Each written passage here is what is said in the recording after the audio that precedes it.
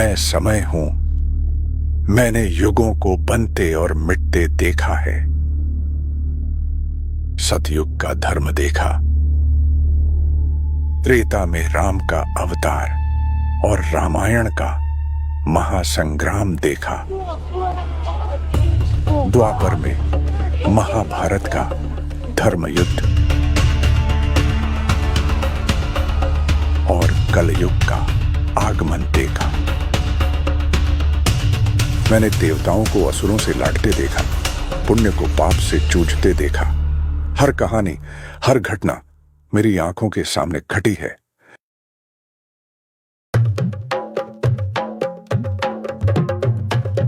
आज मैं तुम्हें ऐसी ही एक कहानी सुनाता हूं। हिमालय की गोद में बसे एक छोटे से क्षेत्र की, जौनसार बावर की, जहां आस्था और आतंक के बीच एक महा अवतार का जन्म हुआ। यह जौनसार बावर की धरती थी, पहाड़ों से घिरी, दुनिया से कुछ कटी हुई। यहां जीवन कठिन था पर सरल। लोगों के दिल में आस्था थी और आने वाले कल के लिए एक नई आशा। सुबह होती गांव वाले अपने कामों में लग जाते, बच्चे खेलते, परिवार एक साथ होते। ज्ञानी हूणा भाट अपने परिवार के साथ शांति से रहते थे। जीवन अपनी धीमी गति से चल रहा था, सामान्य और शांत। मैं इस गांव का राजा आज्ञा देता हूं कि तू अपनी बकरियों को मेरे खेत से दूर रखेगा। अरे, मैं राजा बनने का अभ्यास कर रहा हूँ, तू मेरा मजाक उड़ा रहा है। राजा, तू अपनी एक बकरी को तो संभाल नहीं पाता, पूरा गांव क्या संभालेगा? कल ही तो तेरी रानी मुखिया जी के आंगन में घुस गई थी। वो तो बस जायजा लेने गई थी।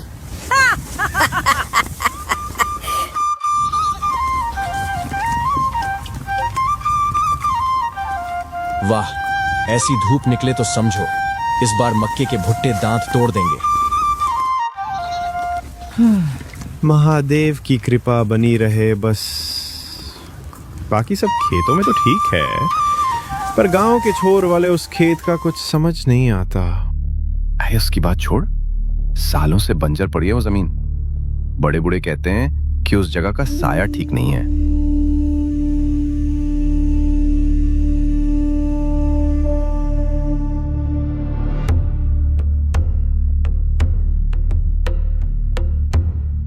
अब इसे पकड़ो तो बहुत ध्यान से, बहुत नरमी से, जैसे तुम इस नाजुक सी तितली को संभाल रहे हो।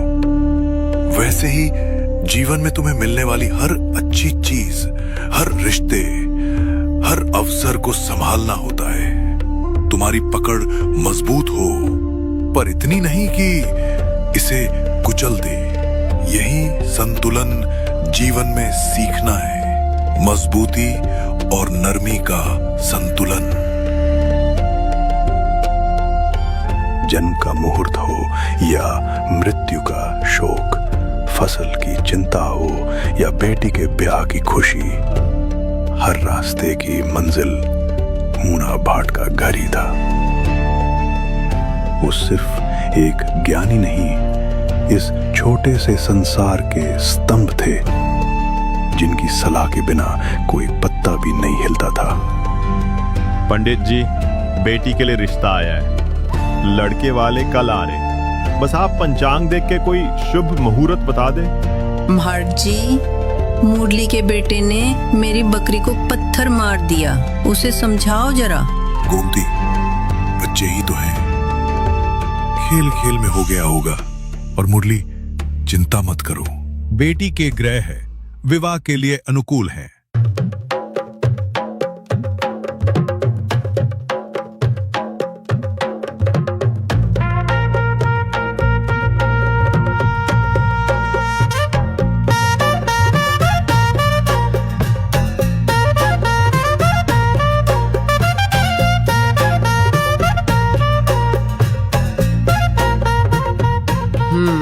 इसका स्वाद कुछ जाना पहचाना लग रहा है।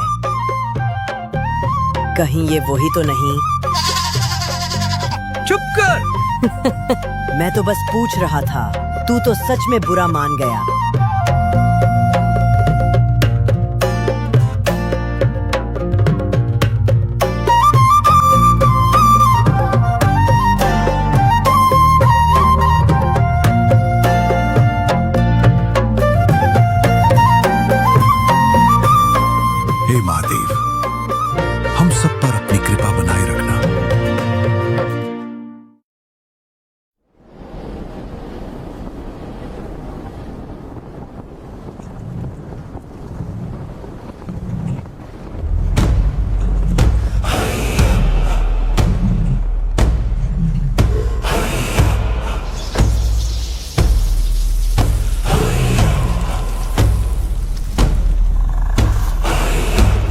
हजारों साल बाद ये शोर मेरी निद्रा भंग कर दी।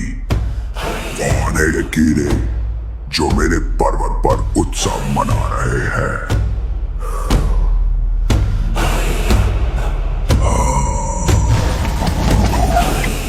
मैं इन्हें जानता हूं। इंसान, तुम्हारा उत्सव समाप्त हुआ। अब मेरे आतंक का युग आरंभ होगा।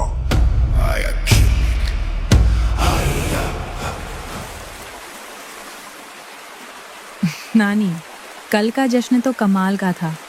देर तक ढोल बजता रहा और बुधिया की शादी का खाना, वाह, मजा ही आ गया। हाँ बेटी, सच कहा। बरसों बाद ऐसी रौनक देखी गांव में। भगवान सबकी जोड़ी सलामत रखे। और अब जश्न खत्म, काम शुरू।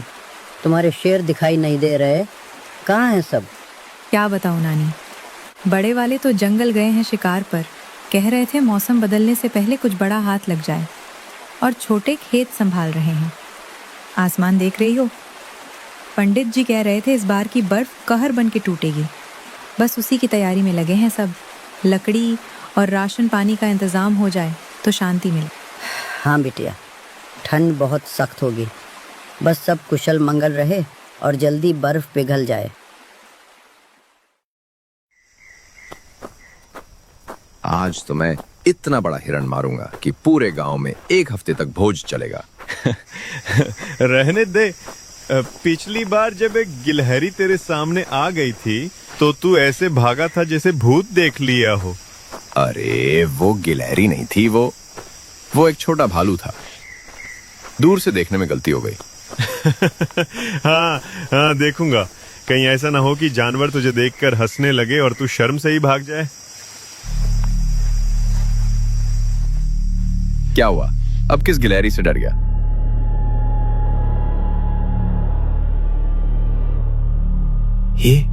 ये तो किसी जानवर का पैर नहीं लगता। और जो भी है वो इसी रास्ते पर आगे गया है।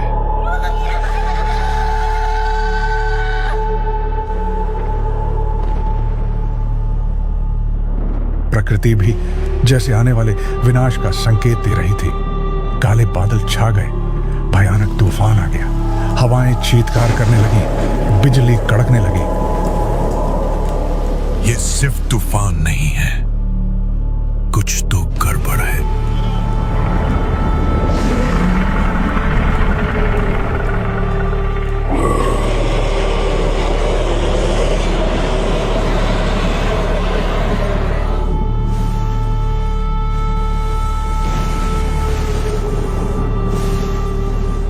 यह कौन आ गया है हमारे गांव में?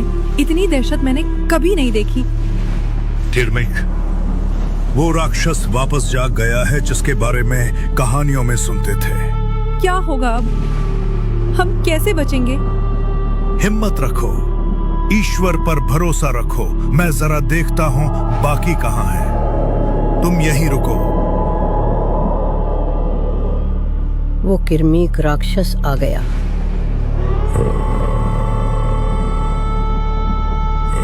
अब हमारी मौत निश्चित है। हे महादेव, ये मैं क्या भयानक दृश्य देख रहा हूँ। माँ, मुझे डर लग रहा है।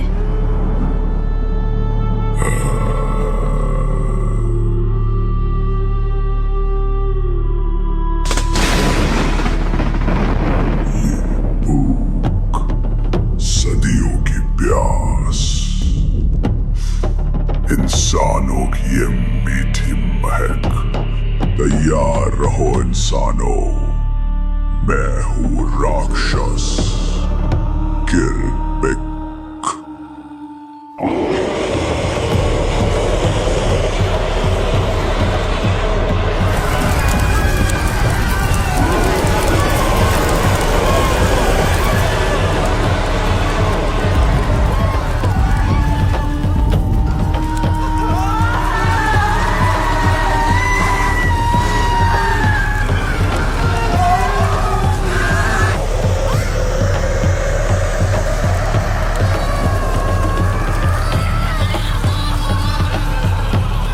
दरवाजे तोड़ रहा था, घरों को उजाड़ रहा था। हे प्रभु, हमें बचाओ।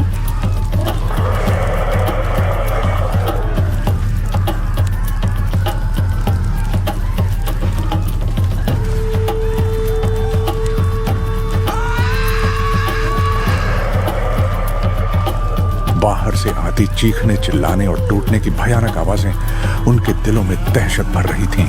उस रात किरमिक का भयानक नाच शुरू हुआ। घर टूट रहे थे, जिंदगियां बिखर रही थी।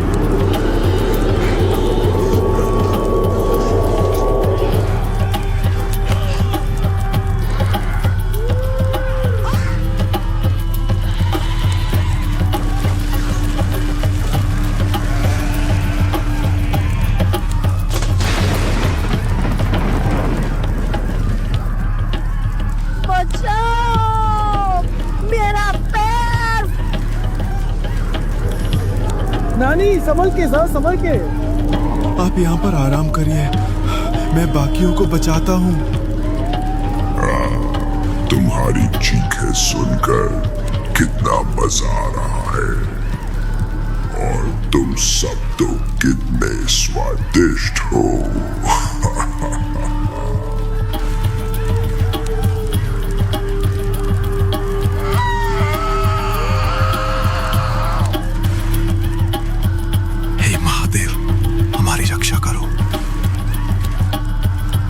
हर रात वह आता और गांव में किसी न किसी घर पर मौत बनकर टूट पड़ता।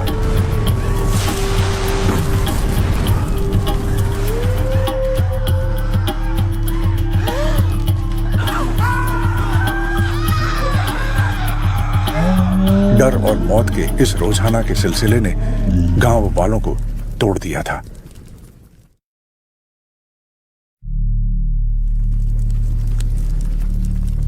रात के घाव सुबह और भी गहरे नजर आते हैं। जब सूरज निकला तो गांव एक खंडहर जैसा दिख रहा था। तबाही का मंजर दिल दहला देने वाला था।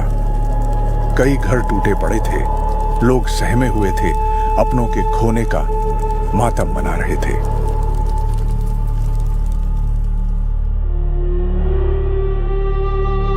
वह हर रात आएगा जब तक ये गांव श्मशान नहीं बन जाता। तो हम लड़ेंगे। चुप हो जा लड़के। किससे लड़ोगे? अपनी तलवारों से? वो कोई दैत्य नहीं जिसे लोहे से मारा जा सके। वो इस धरती पर लगा एक श्राप है। उसे हमारी देह की भूख है। हमें उस दैत्य से समझौता करना होगा। रोज उसकी भूख मिटाने के लिए एक जानवर और हर हफ्ते एक इंसान हमें उसे देना होगा। ये एक ऐसा अपमानजनक सौदा था जिसने गांव वालों की आत्मा तक को झंझोड़ कर रख दिया।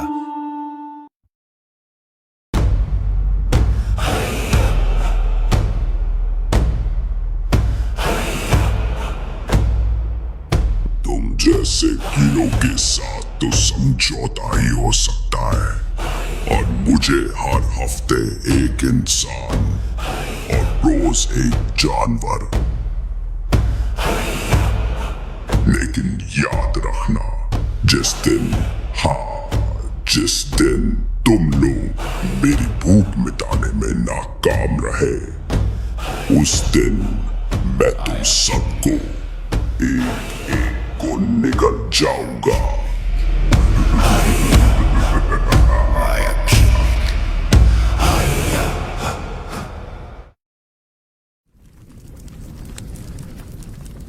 आज हमारे गांव की रक्षा के लिए कौन अपनी बलि देगा?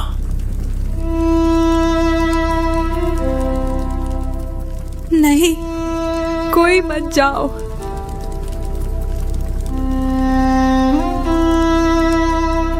किसी न किसी को तो जाना ही होगा।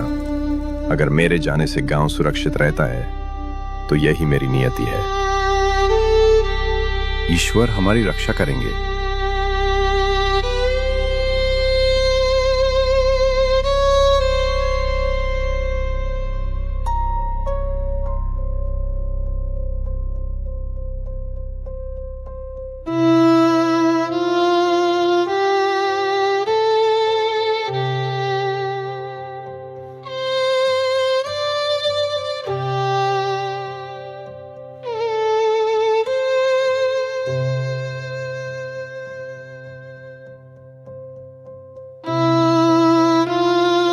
किरमिक सिर्फ शरीर नहीं, गांव की आत्मा को खा रहा था। और इस तरह हर हफ्ते गांव पर एक भयानक खामोशी छा जाती। पंडित जी, मैं तो जा रहा हूं, बस मेरे नाना जी का ख्याल रखना, वो अकेले पड़ जाते हैं। ये उस समझौते की खामोशी थी जो लहू से लिखी गई थी।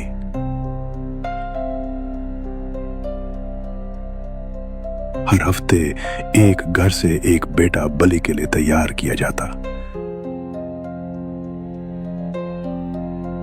मैंने उस ज्ञानी ब्राह्मण हूणा भाट को भी देखा, जो धर्म और पिता के कर्तव्य के बीच पिस रहा था।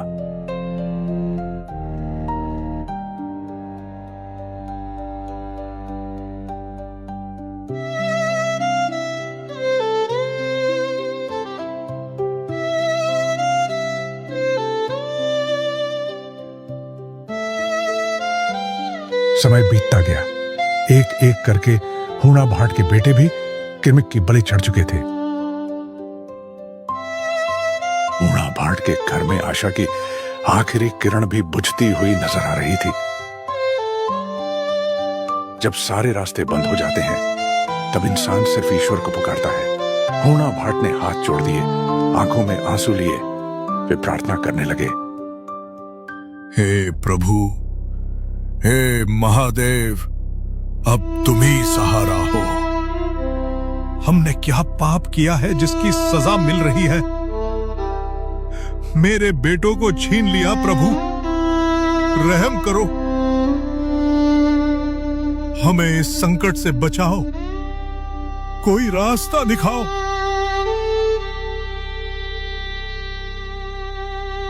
कहते हैं जब भक्त सच्चे दिल से पुकारता है तो भगवान सुनते जरूर हैं। उस रात हूणा भाट को एक स्वप्न आया। एक दिव्य वाणी ने उन्हें संकट का हल बताया। हूणा भाट, उठो,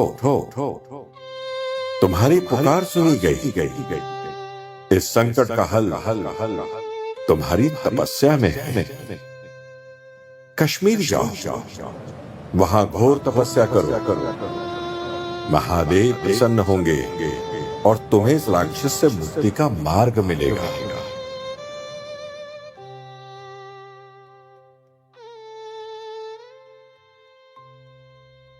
वह अकेला ब्राह्मण उस कठिन यात्रा पर निकलने के लिए तैयार था। मैंने फैसला कर लिया है, मुझे कश्मीर जाना ही होगा। वहीं मुझे अपने गांव के लिए, तुम सब के लिए मार्गदर्शन मिलेगा। अपना ध्यान रखना स्वामी, प्रभु आपकी रक्षा करें, जल्द लौटना। मरी मन से अपनी पत्नी और रोते हुए बेटे से विदा लेकर हूणा भाट निकल पड़े कश्मीर की ओर, एक अनिश्चित भविष्य की ओर कदम बढ़ाते हुए। क्या वह कश्मीर पहुंच पाएगा? क्या देवता उसकी पुकार सुनेंगे? मैं समय हूं। मैंने हूणा भाट की पुकार सुनी है। उसकी यात्रा अब शुरू हो चुकी है, एक तपस्या की राह जहां डर और आस्था का संघर्ष है।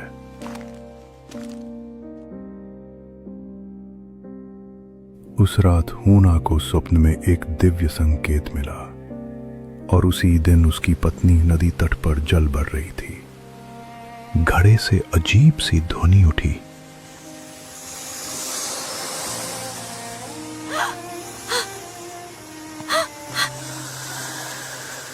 और दिव्य प्रकाश में शेर कुड़ियावीर की दिव्य शक्ति प्रकट हुई। भय मत करो, गांव का उद्धार केवल हूणा भाट की तपस्या से होगा।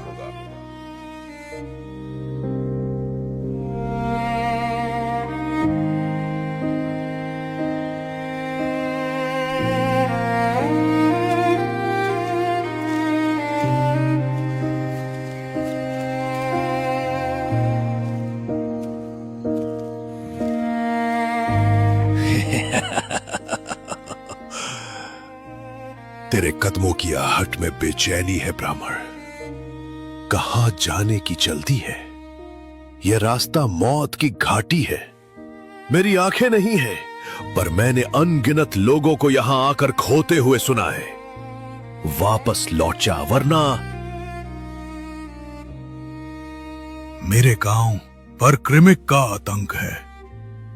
मेरे लोग, मेरा परिवार, मुझे जाना ही होगा। तेरी सांसों में डर है। तुझे क्या लगता है तू अकेला लड़ लेगा? वहां का तूफान कानों को बहरा कर देता है और राक्षसों की गंध आज भी इस हवा में है। कोई नहीं बचा। कोई रास्ता बताओ। आगे हवा में पवित्रता की गंध है। हटेश्वरी माता का मंदिर। उनकी कृपा के बिना तेरे कदम आगे नहीं बढ़ेंगे। जा, पर याद रखना, मौत की ठंडी चुअन भी तेरा इंतजार कर रही है।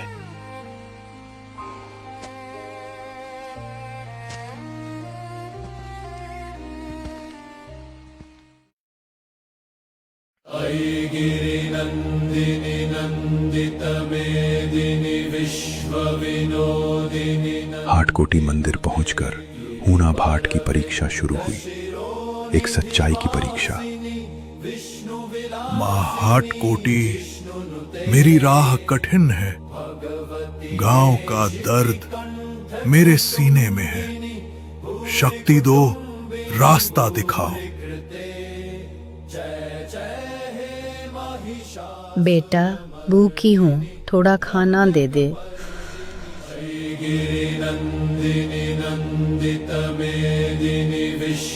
माँ, ये लो। मेरे पास बस ये है, लेकिन तुम्हारा दुख मुझसे नहीं देखा जाता। जिष्णुनुते भगवती हे शितिकंठ कुटुंबिनी भूरि कुटुंब भूरि कृते। जय जय हे महिषासुर मर्दिनी रम्यकपर्दिनी शैलसुते।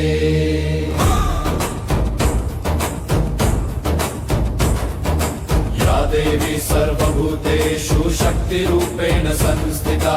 नमस्तस्यै नमस्तस्यै नमस्तस्यै नमो नमः। या देवी सर्वभूतेषु शक्तिरूपेण संस्थिता। नमस्तस्यै नमस्तस्यै नमस्तस्यै नमो नमः।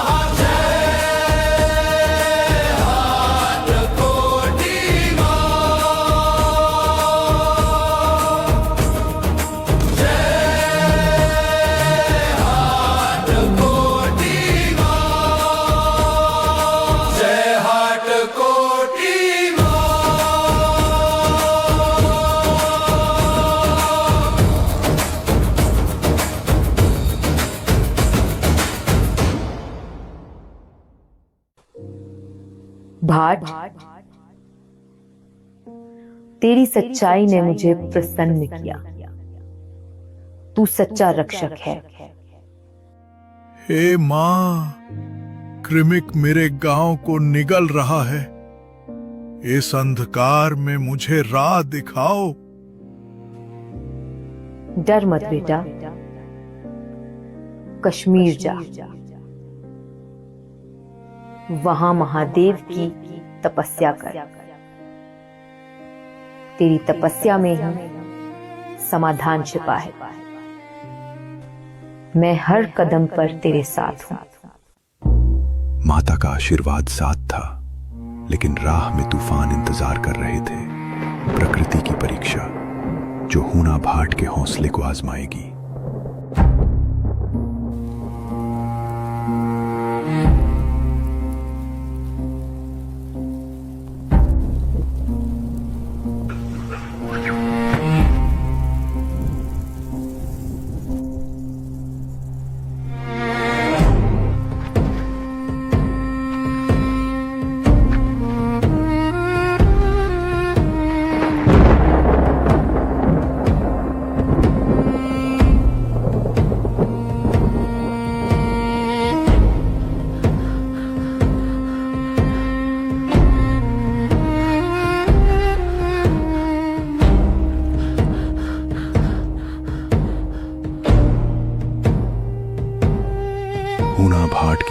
शुरू हो चुकी थी। गांव की यादें उसके दिल में बसी हुई थी, लेकिन आगे का रास्ता अनजान और खतरनाक था। रास्ता कठिन था, लेकिन हूणा भाट का विश्वास मजबूत।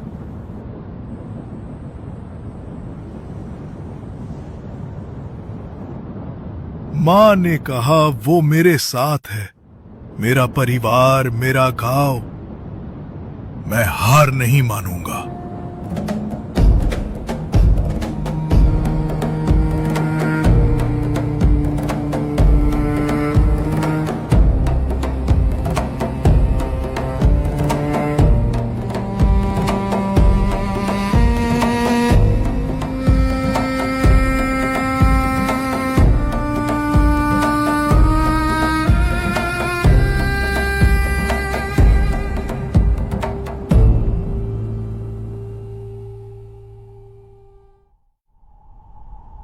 हे महादेव, मैं पहुंच गया। मेरे गांव की रक्षा के लिए तपस्या शुरू करता हूं। मैं तैयार हूं।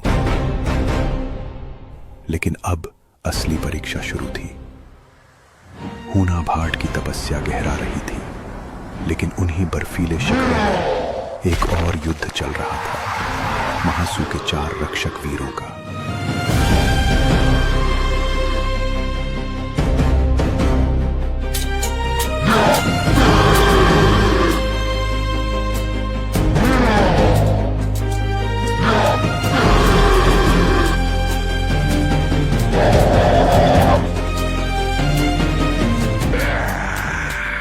कौन हो तुम कीड़े मकोड़े जो मेरी राह में आने की हिम्मत कर रहे हो?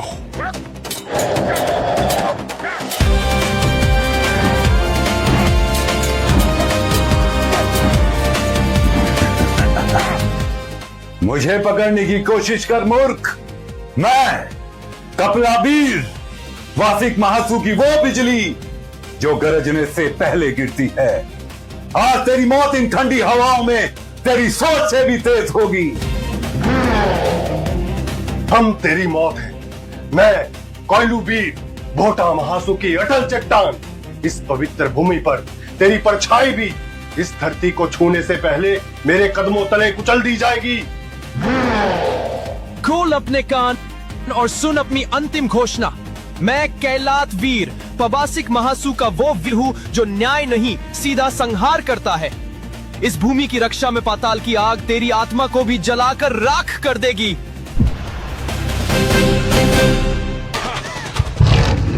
हम महासू के आगमन का शंखनाद है। मैं शेरकुड़िया वीर तुम्हें यह बताने आया हूं, जब ये वादियां तुम्हारी चीखों से गूंजेगी दुष्ट, ये तुम्हारे अंत की शुरुआत है।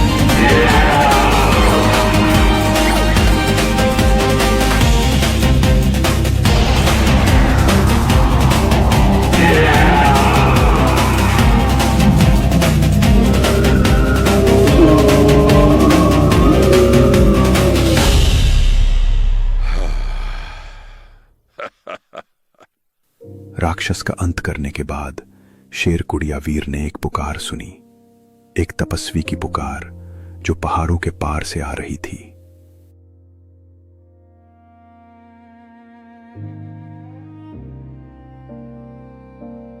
वीरों, एक महान तपस्वी की आत्मा उन पहाड़ियों से परे हमें पुकार रही है, जिनके हृदय में स्वप्न में ये बीज हमने स्वयं बोया था। और इसीलिए अब मुझे उनके समक्ष प्रकट होना होगा। आप जाइए शेरकुड़िया वीर, महादेव के आदेश का पालन करो। हम तीनों वीर सदैव आपके साथ हैं।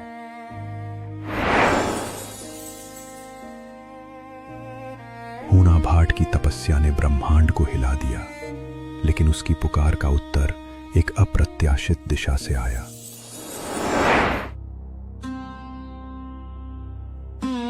हूणा भाट, अपने नेत्र खोलो।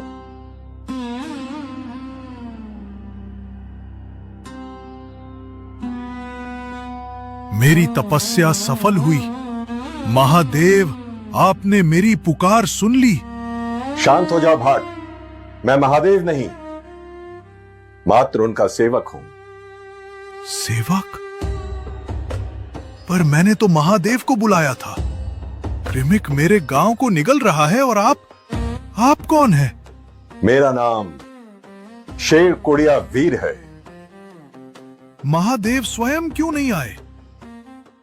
महादेव तो कण कण में है भाट, और उन्होंने तुम्हारी पुकार भी अवश्य सुनी है, और यही बताने आज मैं तुम्हारे समक्ष प्रकट हुआ हूं।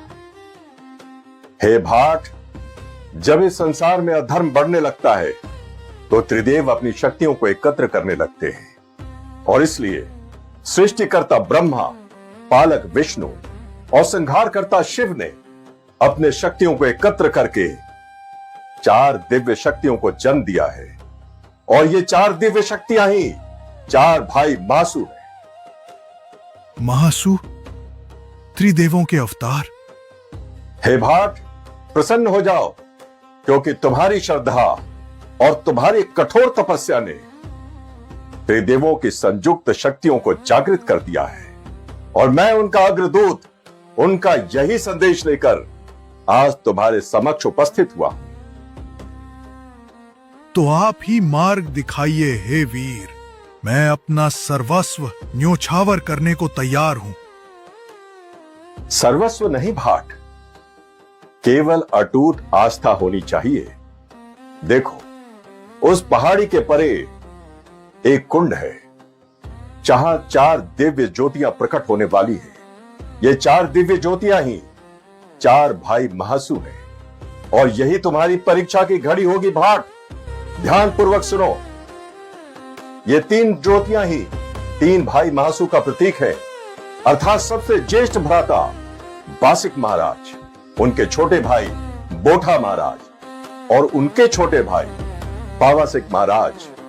तुम्हें इन्हें नहीं रोकना है भाट, किंतु चौथी ज्योति सबसे छोटे भाई चालदा महासु की है, जो सबसे गतिशील और प्रचंड ज्योति है। यदि सतर्कता पूर्वक समय रहते तुमने उन्हें नहीं रोका तो वो ब्रह्मांड में विलीन हो जाएंगे, और उसके साथ ही 4 भाई महासु का अवतार भी अपूर्ण रह जाएगा। हे भाट, अब शीघ्र जाओ, क्योंकि ज्योतियों के प्रकट होने का मुहूर्त बीत रहा है।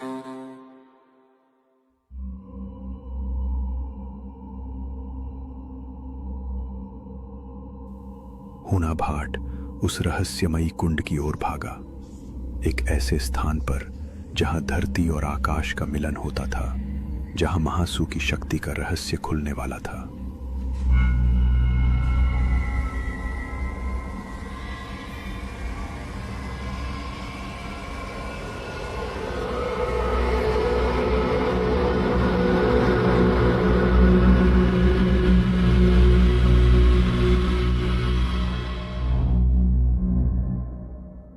रुकिए, हे महाशक्ति, मेरे गांव को इस तरह असहाय छोड़कर मत जाइए।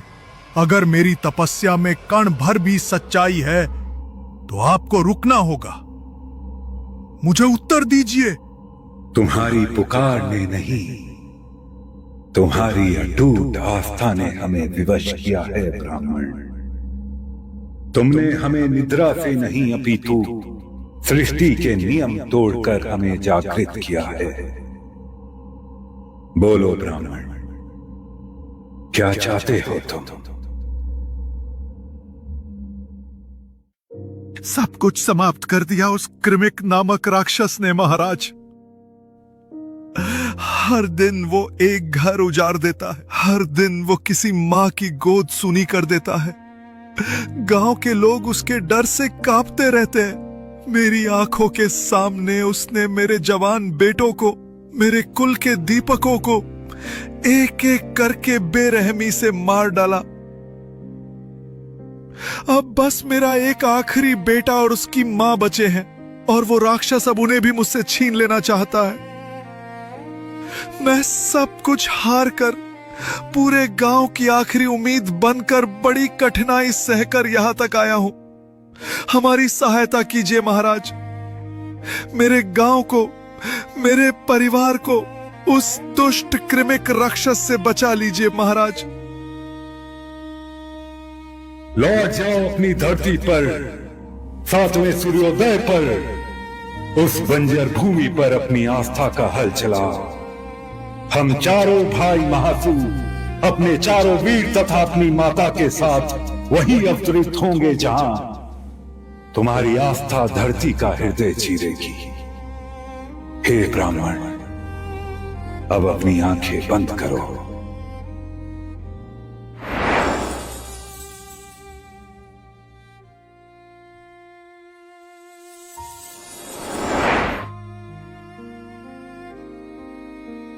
स्वामी, आप कैसे? पूरा गांव डरा हुआ है। डरो मत प्रिय, मैं महासू महाराज का संदेश लाया हूं। उन्होंने कहा है कि 7वें दिन बंजर भूमि पर हल चलाने से वे प्रकट होंगे और इस आतंक का नाश करेंगे। महासू महाराज, 7वां दिन? लेकिन स्वामी, कृमिक को तो छठे दिन ही बलि चाहिए। हम 7वें दिन की प्रतीक्षा कैसे कर सकते हैं? तुम ठीक कहती हो, हम प्रतीक्षा नहीं कर सकते। एक और सूर्योदय का अर्थ है एक और निर्दोष की मृत्यु, और ये पाप मैं अपने सिर नहीं ले सकता। मैं 7वें दिन का इंतजार नहीं करूंगा। मैं छठी रात को ही हल चलाऊंगा। मेरी आस्था कहती है कि महासू महाराज भक्त के संकट को देख अपने वचन से पहले भी आ सकते हैं। क्या हूना की आस्था महासू को समय से पहले उतार पाएगी, या आदेश की अवहेलना का परिणाम कुछ और होगा?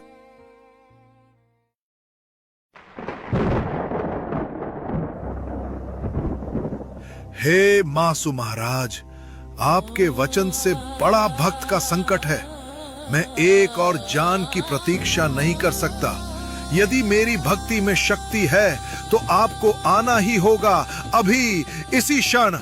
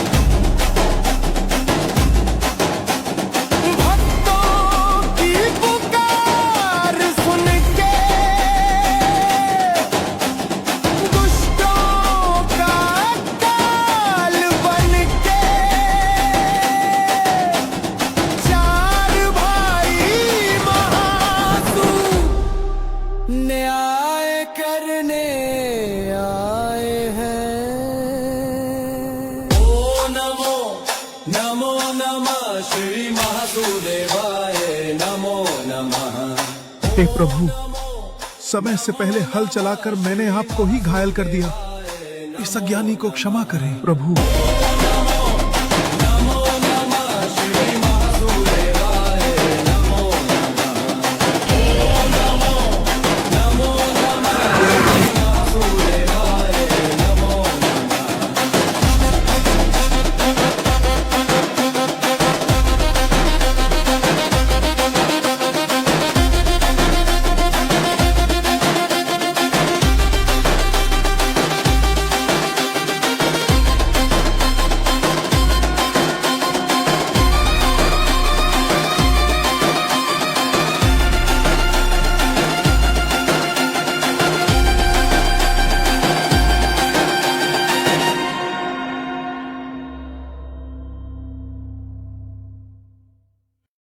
तो दोस्तों ये था